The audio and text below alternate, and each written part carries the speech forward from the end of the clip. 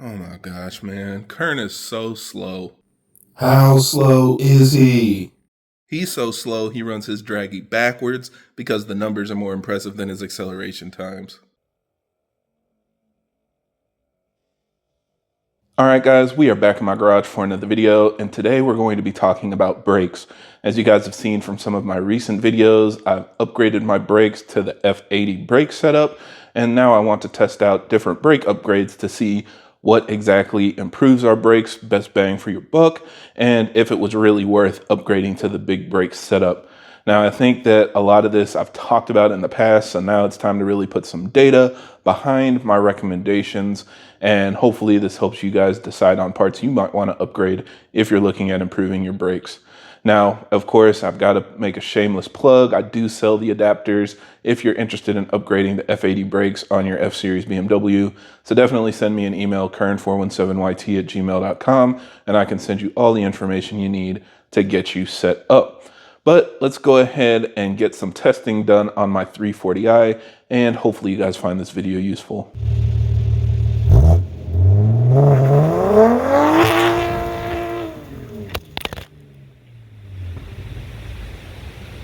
Now, as always, for everybody that's new to the channel, I create these videos to help keep you updated on the latest developments in our community, as well as discuss technical topics so that we have a better understanding of how our engines work. So if you're interested in more videos like that, be sure to subscribe because there will be a lot more coming out in the future. Now, how I did it is pretty simple, and yes, I did use my draggy in reverse. So if you guys have done any testing with your draggy, you've probably done things like 0 to 60, quarter mile, maybe 60 to 130 or 100 to 200 times, and all of that works really well, but there's also a custom mode that you can set in draggy. So that allows you to set any start speed and any stop speed, and it will measure the time and distance that it takes to cover that spread of speed. So I've recommended this to some of you guys that don't want to do 130 miles an hour on a public road. You can change what you're measuring. You can do 30 to 70, you can do 50 to 100, whatever you're comfortable with. However, you can also do it in reverse. So if you set your start speed higher than your stop speed, it will measure your brake performance. So that's what I did. I set up two different custom runs. The first one was 100 to 50 miles an hour. I felt like I could hit that pretty consistently, but I also tried to get a wider spread just so I could get a little more variation in my data to really understand how the brake performance changed. So I also added one for 110 miles an hour to 40 miles an hour. Now that one was a little bit harder for me to achieve. I didn't get it on every single run. You know, you basically want to start higher than your start speed, so at like 112 or 113, and you want to end below your end speed, so at like 38 or 37 miles an hour. And that's a lot to do on Kern Raceway. So I did my best, and I'll share the best times that I got for each of those runs for the different setups that I tried out on my car. So lots of data coming at you to help break this down. Hopefully you guys stick with me here. So starting off, we're working with our kind of OEM stock brake setup on my 340i. Now it does come with, a lot of you guys might call it the M Sport brakes. Some of you call it the track package brakes. They're the same as the M Performance brakes as well, but basically it's a 4-piston front caliper with a 370 millimeter rotor and a 2-piston rear caliper with a 345 millimeter rotor. So those are the factory brakes on my 340i. Not all cars came with them, but this car thankfully did. Now these brakes are paired with ceramic brake pads, and they don't make any noise. They don't really make any brake dust. And then on top of that, we're also working with all-season tires. I've got Michelin AS4 tires in the factory sizing, so 225 front and 255 rear. So with testing these brakes, what we did is we're going to measure the brake distance. So how much distance it takes in feet for us to brake from 100 to 50 and from 110 to 40.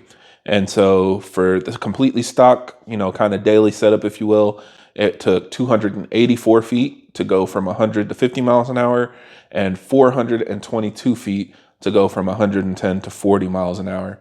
Now, after that, it was time to start doing some brake upgrades, but something that a lot of you guys don't realize is the tires play a big part in your braking performance. Your tires are all of the resistance and traction that you're getting for accelerating, but also for braking. If you have more grip in your tires, then it's going to improve your brake performance as well. So the first thing we did was switch from the all-season tires to more aggressive summer tire setup. I'm running Continental Extreme Contact Force tires. These are 200 tread wear kind of road course tires designed for track use.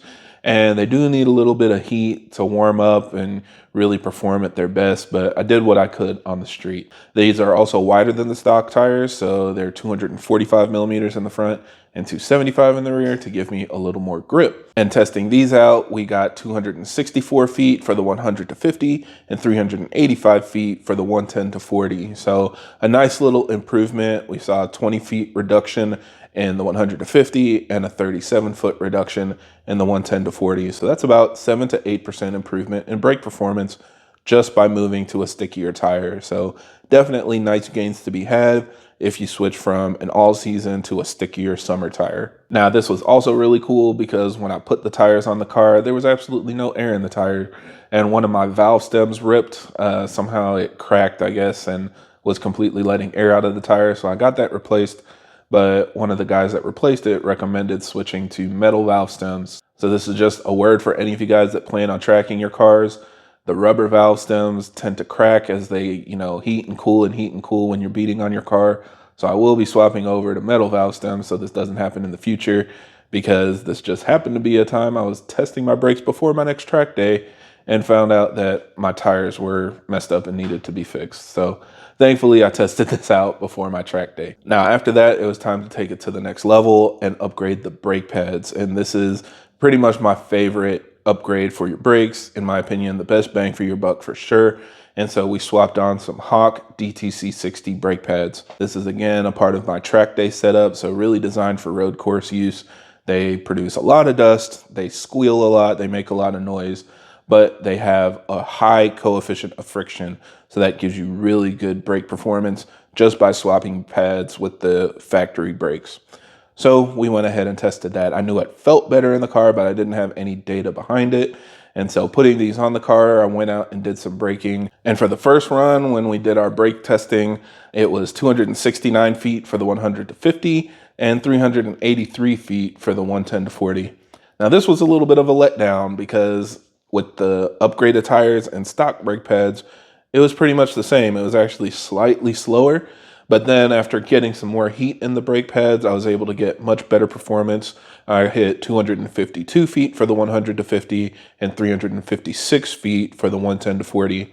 So now we've improved over stock by 32 feet for the 100 to 50 and 66 feet for the 110 to 40, which is very significant. We're seeing 11 to 15% improvement in braking just by doing tires and brake pads. And this again demonstrates, like for these track pads, they have a high coefficient of friction, but they also have a high operating temperature range. These are designed to get hot and do a lot of back-to-back braking. So maybe not the best braking setup for like a daily driver if you're just going to be puttering around in traffic and stuff like that. But if you are setting your car up for the track and trying to upgrade your brakes, this is a really nice setup that will work better as you get more heat in the pads, and it will avoid brake fade. So it just works really well all around, kind of a win-win for that sort of use. Honestly, in my case, since I was just using it on the street, I don't think I was able to get the maximum amount of heat that I would on a track day where you're doing a lot of heavy braking. So potentially it could get even better from there. Now, after that, we went and swapped on our big brake kit. So this is where we've got now the F80 front brakes and the F80 rear brakes. But keep in mind, the F80 uses our exact same calipers and can work with our exact same brake pads. Really, the only difference is a bigger rotor. So now we really want to test, does that bigger rotor have any effect on improving braking performance? And so the results are in. Going back to the ceramic brake pads and the all-season tires with just the F80 brakes, for the 100 to 50, it was 297 feet. And for the 110 to 40, it was 418 feet. So if you're keeping up with the data here, you'll see that's actually not really an improvement from the stock brake setup. It was actually a little bit slower. Now keep in mind, it was pretty similar to one of the numbers that I got on the stock brakes. And so I did a lot more testing on the stock brakes than I did with the upgraded ones. Maybe there's a glory run in there if I did more braking and waited for a drier track and all of that stuff. But at least in this case, that's where the brake performance was. So we'll talk a little bit more about why it wasn't much better than stock in a little bit. But I was more excited to test everything. So now that we've got the bigger brakes, let's put the upgraded pads on and the upgraded tires and just see a max effort setup, what we can expect from these upgraded brakes. And lo and behold, the numbers were actually even better than I expected. For the 100 to 50, it was 235 feet. And for the 110 to 40, it was 336 feet. So that's almost a 50-foot reduction in the 100 to 50 braking distance and an 86-foot difference in the 110 to 40 brake distance. So we're seeing 20% improvement just by doing the upgraded brakes, upgraded brake pads, and upgraded tires. So that's very significant, at least in my opinion. And keep in mind, this also had times with the brake distances. So in this case, I was running a 2.1 to 2.2, 100 to 50. I don't know if you guys care about that, but in my opinion, that makes my car a 2-second car. But yes, overall, very excited to see this braking performance. So now that we've got all the numbers, let's talk about what we've learned. I think the first thing that I noticed was just how big of a difference we saw in our braking time and our braking distance by adding 10 miles an hour to the start speed and taking off 10 miles an hour from the stop speed. So switching from the 150 split to the 110 to 40 split, we were seeing a full second of additional braking and almost an extra 100 feet in braking distance, which is pretty significant. I wouldn't expect that, but that just goes to show you that if you're adding an extra maybe 10 miles an hour to your trap speed, you definitely want to upgrade your brakes. And in my case, when I went to my last track day, I'll be sharing more data with you guys, but just going to my upgraded turbo, I was seeing an extra 10 miles an hour down the front straight. So doing a nice brake upgrade to take advantage of that and reduce your braking distance for, speeds that are going to be faster and faster is definitely a nice benefit. Now, another thing that I noticed is, like I said, going from the stock brakes to the upgraded brakes without upgrading anything else really didn't give me an improvement. In my opinion, they're virtually the same, even though the numbers, the best case with my stock brakes was a little bit faster than with the upgraded brakes. I think it was just, a matter of testing it on different days and stuff like that. Now, the reason in this case, in my opinion, is because the upgraded rotors don't really make a big difference in brake distance. If you want to improve your braking, you need to increase the friction of your brake setup. So that's why tires make a big difference. That's why brake pads make a big difference. Things that increase that coefficient of friction between your brakes and the road and going through that system is what's going to help reduce your brake times and your brake distance. Another thing that people don't consider is when you're going to a bigger brake setup, yes, the brakes physically look bigger, but the actual area where your brake pads are touching is not that much bigger. Majority of what you're seeing is that ring on the rotor where the brakes are actually contacting it is just getting spaced out, right? Because it's really a ring. It's not the full circle that's all brakes. Majority of the middle is actually just nothing. It's mounted to the hub and extra space to space out your rotor a lot farther. So in our case, in this sense specifically, I'm using the exact same caliper and the exact same size brake pads. So this is just a test of larger rotors. There are, of course, potential benefits if you're starting with sliding calipers and moving to Brembo brakes and moving from, a single piston to a 4-piston caliper. That would be a different test that, I can't really do since none of my cars have non-Brembo brakes. But that's something that would be completely separate. So in this case, just looking at the difference going to a bigger rotor, it seems like there's not much difference there. However, the bigger rotors do have a significant benefit with cooling because these F80 rotors have nice directional vanes built into them that improves airflow through the rotors, and a bigger rotor does a better job of absorbing heat. So there's more material on the rotor. It can basically take on more heat and just handle a high stress scenario like a track day a lot better. So thankfully, yet again, I was able to take these brakes to another track day without any issues. All I had were upgraded pads and upgraded brake fluid. And with the stock factory F80 brakes, it worked perfectly fine. So in this case, I was trying to do it preemptively since I was going to the track with my upgraded turbo setup and I just wanted to avoid any issues. I don't necessarily know that the upgraded pads with the stock brakes wouldn't work, but this was just a way for me to make it a little more bulletproof. Now, on top of that, I was very surprised by how much better the braking performance was with everything, with the upgraded brakes compared to, the stock brakes with just upgraded pads and tires. And I think a lot of that is due to now I'm really able to take advantage of the upgraded brake setup on the street. Sometimes I ran into ABS issues, which really hurts your brake distance because there are going to be moments where the brakes aren't fully being clamped down while the car tries to avoid, skidding and flat spotting your tires. So what that really means is you're overwhelming your tires. Your brakes are basically putting down too much force for the car to be able to handle it. While with these F80 brakes, I was able to take basically full advantage of the tire and brake setup and see this improved braking performance. So, as I got more heat in the tires and more heat in the brakes, it was able to improve the braking pretty significantly. Now on track, it felt pretty comparable. I was able to brake a little bit deeper into some of the braking zones, but nothing that was completely transformative, at least at my skill level. Maybe somebody that knows these cars a lot better and is a much better driver could extract more. But for me, it was pretty transparent and similar to what I experienced with the stock brakes with just pads and tires. Now, the last thing I want to reiterate, and hopefully this doesn't impact my sales too much, but if you're looking for the best bang for your buck, brake pads are your friends. Upgrade your brake pads and that will give you majority of the braking improvement.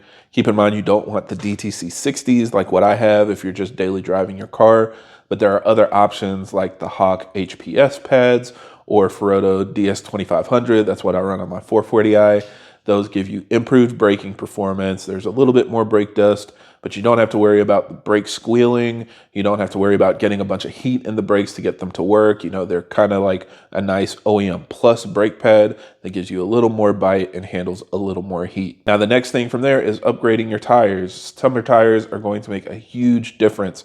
Obviously, you can't use them in the winter if things get really cold where you are, but in the summer where you can actually take advantage of them, it's going to help you accelerate better, handle turns better, and in this case, brake better. So those are the first two things I recommend if all you're really concerned about is slowing down faster.